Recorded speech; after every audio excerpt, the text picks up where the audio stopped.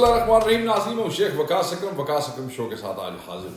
ناظرین آج میں ملک میں بدلتی ہوئی سیاسی صورتحال پر اپنا تجزیہ پیش کرنے کی بجائے خانے وال میں ہونے والے ضمنی الیکشن پر بات کروں گا. اس ضمنی الیکشن کی خاص بات کیا ہے, اس میں نون لیگ کہاں کھڑی ہے, پی ٹی آئی خود کو کہاں دیکھ رہی ہے, اور پیپلز پارٹی کیا رنگ دکھا سکتی ہے. تمام تجزیے اور تبصرے انہی سوالات کے گرد گھوم رہے ہیں, مگر شاید ٹی ایل پی پر کسی کی نظر نہیں پڑی ہے. جبکہ میرے نزدیک تحریک لبیک اس ضمنی انتخاب میں سب سے زیادہ سرپرائز دینے جا رہی ہے. ممکن ہے 16 دسمبر کی شام خانے وال کے اس حلقے میں بڑے بڑے سیاسی برج صرف ٹی ایل پی کی وجہ سے الٹ جائیں. ایسا کیوں کر ممکن ہے, اور ٹی ایل پی کیا سرپرائز دے سکتی ہے, اس پر بات کرنے سے پہلے میں چاہوں گا کہ اپنے دیکھنے اور سننے والوں کو اس حلقے میں ہونے والے ضمنی الیکشن کا پس منظر جو ہے وہ بتا دوں.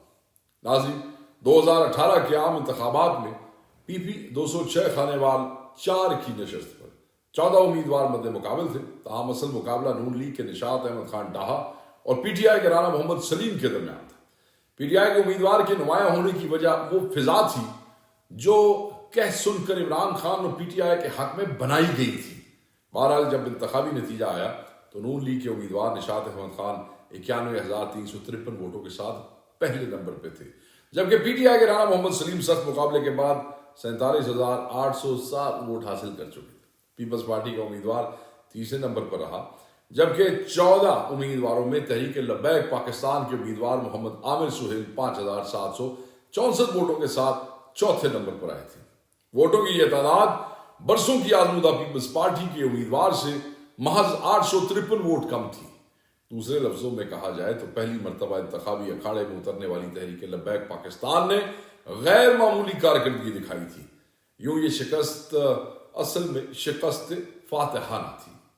ناظرین پی پی 206 خانے وال 4 کی نشست نون لیگ کے ناراض ایم پی نشاط احمد خان ڈاہا کے انتقال کی وجہ سے خالی ہوئی ہے. الیکشن کمیشن نے خالی ہونے والی اس نشست پر 16 دسمبر کو ضمنی الیکشن کا اعلان کیا, جس کے ساتھ ہی انتخابی مارکہ بھی سج گیا. ماضی کے مقابلے میں اس بار 13 امیدوار میدان میں اترے ہیں. اس ضمنی انتخابات کی دلچسپ بات یہ ہے کہ اس بار نون لیگ کے امیدوار رانا محمد سلیم ہیں, جو گزشتہ انتخابات میں پی ٹی آئی کی طرف سے میدان میں اترے تھے. دوسری طرف پی ٹی آئی کے امیدوار اس نشست سے کامیاب ہونے والی نون لیگ کے مرحوم ایم پی اے نشاط احمد خان ڈاہا کی بیوہ منزہ پروین ہے. کہنے والے نے شاید ایسی ہی کسی صورتحال پر کہا تھا, بدلتا ہے رنگ آسماں کیسے کیسے.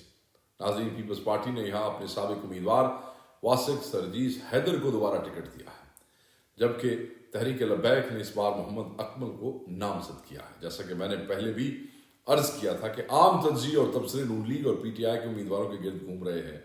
ایک طرف پی ٹی آئی کی منزہ پروین کو ہمدردی کا ووٹ ملنے کا امکان ظاہر کیا جا رہا ہے, جو کہ نظر آ رہا ہے, اور دوسری طرف P T I health card اور احساس پروگرام سیل کرنے میں لگی ہے, اور پی ٹی آئی مرحوم نشاط احمد خان ڈاہا کے ترقیاتی کاموں کو بھی کیش کروا رہی ہے.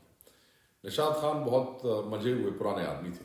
یہ وہ کام ہے جو انہوں نے نون لیگ کے پلیٹ فارم سے کیے تھے, مگر خوش شبہ مہنگائی کا پی ٹی آئی کے پاس کوئی توڑ نہیں ہے.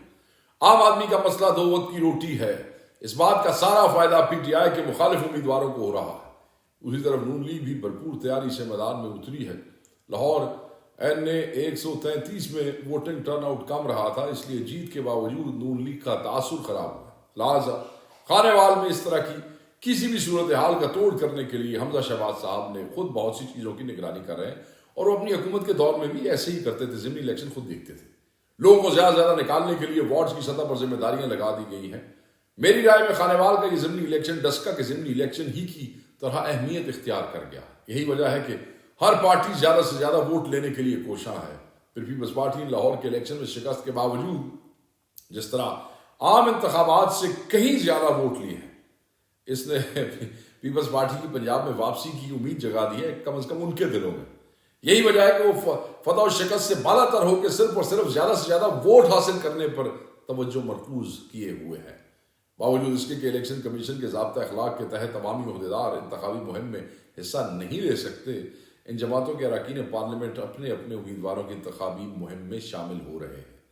افسوس کے ساتھ کہنا پڑتا ہے کہ اپنے اس مقصد کو پانے کے لیے خانے وال میں انتخابی ضابطے کی دھجیاں اڑا دی گئی ہیں. کیا پی ٹی آئی, کیا نون لیگ اور کیا پیپلز پارٹی, سبھی اس کام میں برابر کے شریک ہیں.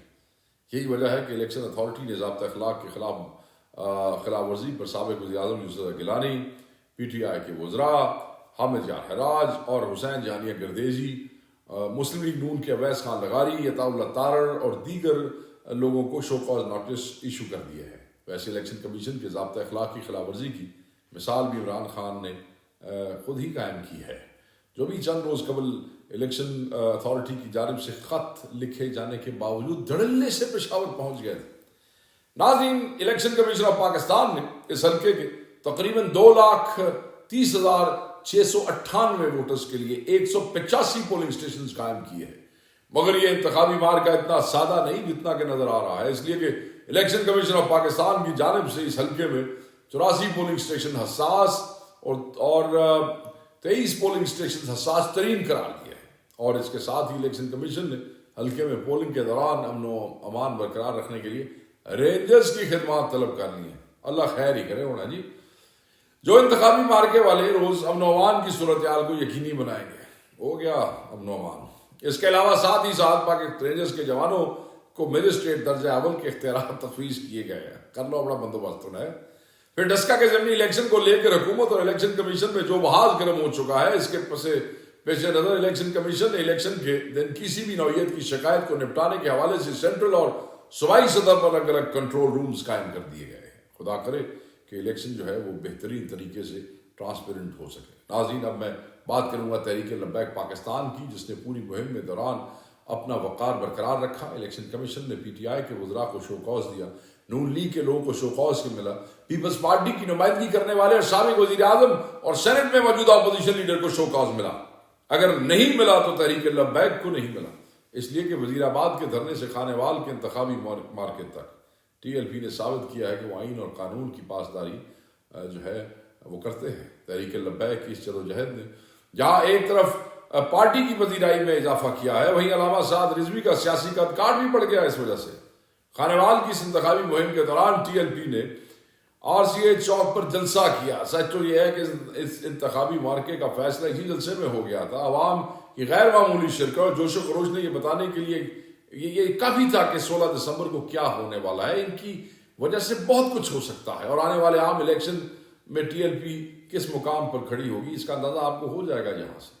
ناظرین، میں نے بحیثیت پاکستانی اس ملک میں بہت سے سیاسی نشیب و فراز دیکھے ہیں، بہت سے لیڈروں کی تقریریں سنی ہیں، لہجے کی تلخی محسوس کی ہے، مگر خانے وال کے جلسے میں علامہ سعد رضوی نے جو باوقار خطاب کیا وہ اپنی مثال آپ ہے۔ انہوں نے مہنگائی کا رونا نہیں رویا، سعد رضوی نے کسی پر سیاسی کیچڑ نہیں اچھالا، بلکہ سادہ ترین الفاظ میں اصولی بات کہی۔ ان کا کہنا تھا کہ ناموس رسالت صلی اللہ علیہ وآلہ وسلم اور دین کی سربلندی کے لیے میدان میں آئے، ملکی سلامتی اور ترقی ہمارا ہمیشہ کے لیے ترجیح ہے۔ انہوں نے اپنے کارکنان کو ہدایت کی کہ کسی مذہب چور ڈاکو کو ووٹ نہ دینا، اپنے ووٹ پر پہرا دینا، اور پولنگ کے دن فارم 45 لیے بغیر واپس نہ آنا۔ ٹھیک ہے، ایک دوسرے گالا کرنا تو کوئی فائدہ نہیں۔ ناظرین، سچ یہ ہے کہ جو لوگ ٹی ایل پی کے خاتمے کی آس لگائے بیٹھے تھے، ان کی امیدوں پر پانی پھر چکا۔ ٹی ایل پی پہلے سے بڑھ کر پذیرائی حاصل کر چکی ہے، پچھلی دفعہ کے مقابلے میں سب زیادہ ووٹ لے گی، اس لیے دیکھنے والے دیکھیں گے کہ 16 دسمبر کو ٹی ایل پی خانے وال میں سرپرائز دے گی، اور اس سرپرائز کی وجہ سے بہت سو کا نقصان ہو جائے گا۔ ان کا ووٹر غیر معمولی اعتماد کی صورت میں سامنے آئے گا، اور بہت ممکن ہے کہ اس مارکے میں بہت سے آزمودہ لوگ شکست سے دوچار ہو جائیں اور بہت سے سیاسی برج الٹ جائیں۔